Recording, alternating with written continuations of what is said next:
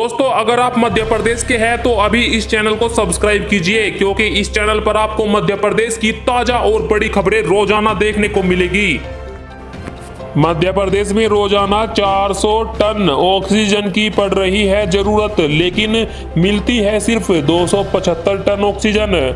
MP में oxygen की कमी के चलते लगातार मौत हो रही है। वहीं सरकार का दावा है कि प्रदेश में ऑक्सीजन की कमी नहीं है। राज्य में रोज 400 टन ऑक्सीजन की जरूरत है, लेकिन 275 टन ऑक्सीजन की आपूर्ति हुई। आप ही बताइए दोस्तों, चाहिए 400 मिल रही है दोस्तों, तो कमी तो होगी ही, लेकिन सरकार बहाने बनाती है, झूठ बोलती है कि ऑक्सीजन की कमी नहीं है, भरपूर है, भरपूर है। अब आप ही देखिए दोस्तों, मध्य प्रदेश में ज्यादातर मरीजों की मौतें इसलिए हो रही है क्योंकि उन्हें ऑक्सीजन नहीं मिल पा रही। 400 टन ऑक्सीजन की जरूरत है, 275 मिल रही है, तो कहां पर ऑक्सीजन की भरपाई हुई है, कहां कमी नहीं है? सरकार कहती है कि नहीं, भरपूर ऑक्सीजन है। दोस्तों सरकार ऐसा क्यों कर रही है, कमेंट में बताएं झूठ बोलकर।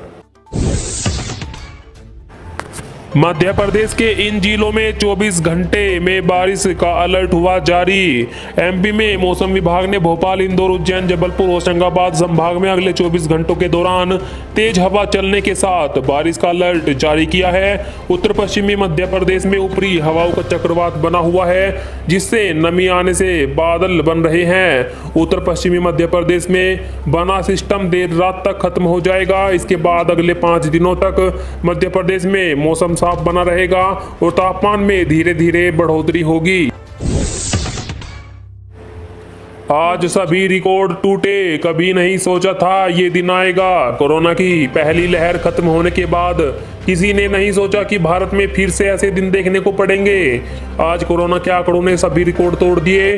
भारत में पिछले 24 घंटों के दौरान कोरोना के 2 लाख नए मामले सामने आए हैं दोस्तों, जो भारत में महामारी की दस्तक के बाद से अब तक का सबसे बड़ा आंकड़ा है। इतने मरीज तो पिछले साल भी नहीं मिल रहे थे। इसी दौरान कोरोना से 1037 लोगों की मौत हो गई एक दिन के अंदर, यह भी एक रिकॉर्ड है। वहीं भारत में अब 14,65,877 कोरोना मरीज मौजूद है। ऑक्सीजन बेड और शमशान घाट सब जगह किल्लत आ रही है, कहीं भी जगह नहीं मिल रही, कुछ भी सामान ढंग से नहीं मिल रहा। कांग्रेस ने सरकार को घेरा, कहा मध्य प्रदेश में जनता से मजाक जारी है। एमपी कांग्रेस ने जिलों में ऑनलाइन सामान मंगाने के लिए जारी किए गए नंबरों को लेकर सरकार पर हमला बोला है। कांग्रेस ने कहा कि जनता पर पीड़ा भारी है, जनता से मजाक जारी है। कोरोना लॉकडाउन के दौरान ऑनलाइन सामान मंगाने के लिए नगर निगम ने जो नंबरों की सूची जारी की है, उसमें से ज्यादातर नंबर गलत है या फिर बंद है। शिवराज जी, ये समय जनता से छल करने का नहीं है। कुछ दिन के लिए इंसानों वाला नकाब पहनिए और इंसानों वाला काम करके दिखाइए, कुछ दिन के लिए ही सही। दिग्विजय सिंह ने साधा निशाना, कहा कभी कभी सच भी बोल दिया करे शिवराज। पूर्व मुख्यमंत्री दिग्विजय सिंह ने मुख्यमंत्री शिवराज सिंह चौहान पर निशाना साधा। उन्होंने कहा, शिवराज जी, तथ्यों को छुपाने के बजाय आप समस्या का हल निकाले, कोविड के मरीजों के बेड बढ़ाए, ऑक्सीजन की पर्याप्त व्यवस्था करे और जो ऑक्सीजन के बाद दवाई आती है कोरोना की, उनकी व्यवस्था करे, कालाबाजारी करने वालों को दंडित करे। हाथ जोड़कर प्रार्थना है, जनता को तथ्यों को छुपाकर गुमराह करना बंद करे, कभी कभी सच भी बोल दिया करो शिवराज। सरकार का फैसला, 50 लाख कर्मचारियों और 60 लाख पेंशनर्स को होगा फायदा।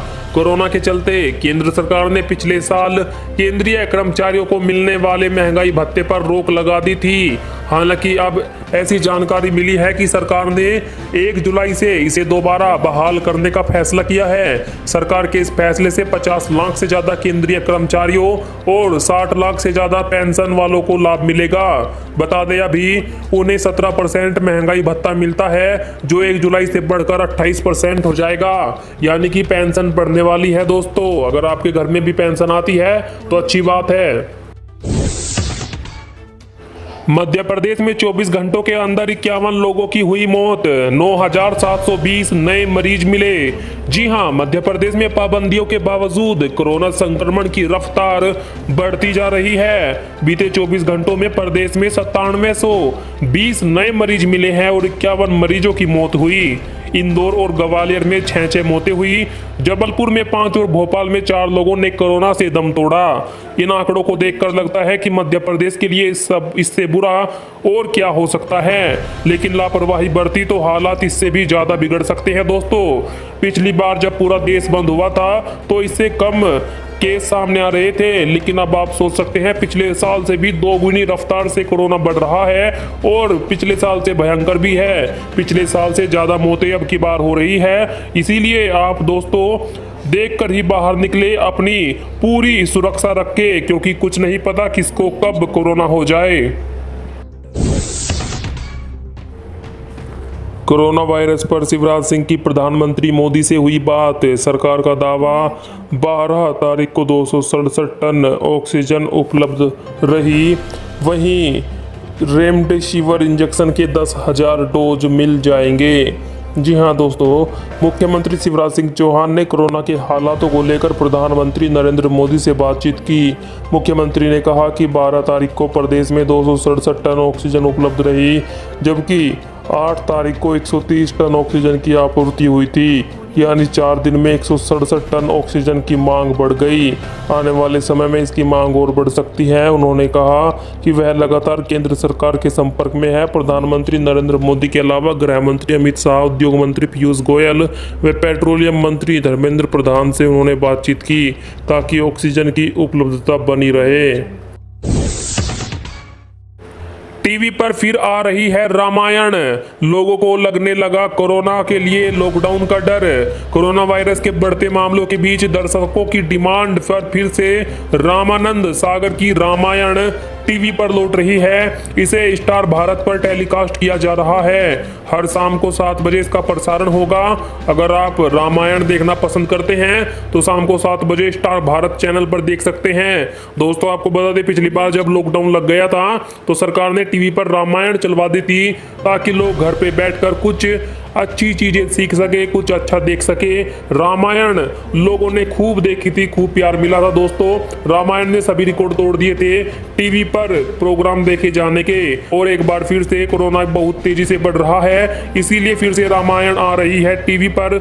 इसी बीच लोगों को यह भी डर लगने लगा है कि कहीं पिछले साल की तरह लॉकडाउन तो ना लग जाए। दिग्विजय सिंह बोले, क्या कोरोना को लेकर सड़क पर उतरेंगे ज्योतिरादित्य सिंधिया।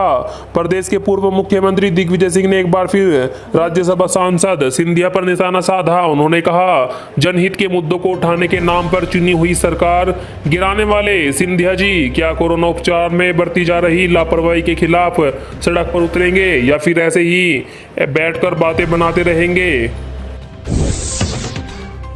मध्य प्रदेश में कोरोना संकट पर गरमाई सियासत, कमलनाथ ने लगाए गंभीर आरोप, मुख्यमंत्री शिवराज ने दिया ये जवाब। जी हां दोस्तों, मध्य प्रदेश में कोरोना संकट के मसले पर सियासत तेज हो गई है। पूर्व मुख्यमंत्री एवं कांग्रेस नेता मध्य प्रदेश की भाजपा सरकार पर गंभीर आरोप लगा रहे हैं। वहीं मुख्यमंत्री शिवराज सिंह चौहान ने व्यवस्थाओं को दुरुस्त रखने की बात कही। खबरों के मुताबिक मध्य प्रदेश सरकार सूबे के जिलों में दवाओं की और ऑक्सीजन की और बेडों की संख्या जो है बढ़ा रही है। वहीं कमलनाथ ने कहा कि मुझे दुख है, मध्य प्रदेश में कोरोना की इतनी गंभीर स्थिति उत्पन्न हुई है, लेकिन इसकी कोई प्लानिंग नहीं थी। सरकार के पास इसका कोई जवाब नहीं है, ना ही दवाई है, ना ही ऑक्सीजन है, ना ही बेड है। पता नहीं सरकार क्या कर रही है। अभी शिवराज सिंह चौहान ने फिर पलटवार करते हुए कहा कि कांग्रेस का काम सिर्फ बातें बनाने का है। हम अच्छी तरह से प्लानिंग कर रहे हैं और कोरोना को नष्ट करने के लिए सख्त कदम उठा रहे हैं। आपको बता दें, मध्य प्रदेश में हर रोज रिकॉर्ड तोड़ मौतें हो रही है और रिकॉर्ड तोड़ कोरोना के मामले सामने आ रहे हैं। इस पर सियासत का गरमाना तो बनता है। गृह मंत्री नरोत्तम मिश्रा बोले, मोदी सरकार को कोसने के अलावा कांग्रेस क्या कर रही है। गृह मंत्री नरोत्तम मिश्रा ने राहुल गांधी पर निशाना साधा है। उन्होंने कहा, राहुल बाबा, संकट की इस घड़ी में आप और आपकी कांग्रेस रोजाना सुबह से शाम तक ट्विटर पर मोदी सरकार को कोसने के अलावा क्या काम कर रही है, जरा ये भी तो बताइए। छत्तीसगढ़, राजस्थान, महाराष्ट्र में तो आपकी सरकार है ना। राहुल गांधी ने कहा था कि ना बेड है, ना ऑक्सीजन, ना वैक्सीन, बस एक उत्सव का ढोंग ढोंग है और कुछ नहीं। इसी को लेकर भाजपा को बुरा लग गया। दोस्तों, विपक्ष तो हमेशा सरकार को खींचता ही रहेगा, लेकिन इससे बीजेपी के नेता नरोत्तम मिश्रा को काफी गुस्सा आया, इसीलिए उन्होंने सीधा उन्हीं पर हमला बोल दिया।